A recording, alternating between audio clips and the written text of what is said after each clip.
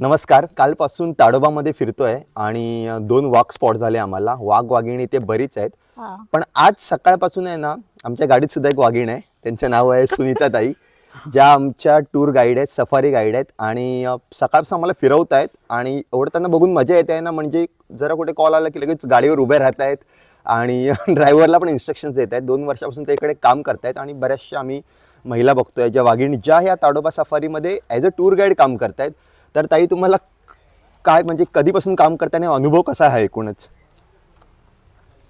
अनुभव तर नव्हता आम्हाला, हां परंतु जेव्हा इथं या सफारीमध्ये आलो तेव्हापासूनच कसं थोडं म्हणजे धीर वाटला आहे आम्हाला.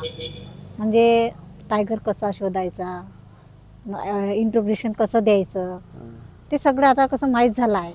त्यामुळे कुठे टायगर आला, कधी पकमार मिळते आपल्याला. जसं सकाळला आपली सफारी सुरू होते तेव्हा आपल्याला पकमार दिसले त्याला ट्रॅप करावं लागते, ते सगळं माहीत झालेलं आहे आम्हाला.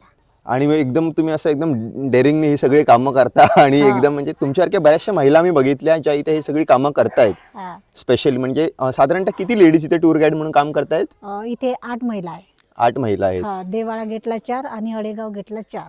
अशी वाघाची फाईट वगैरे तुम्ही बऱ्याच वेळा बघितली असेल. सफारीमध्येच वाघाची फाईट झाली, जसे शंभू मिल टायगर आणि तारू मिल टायगर. आणि मजा येते तुम्हाला या कामात? हो. आणि तुमच्या मग घरच्यांचं म्हणजे कसं काय? घरी किती जण असतात? आणि घरी माझा मुलगा आणि मीच आहे. अच्छा, तुम्ही दोघंच असतात का?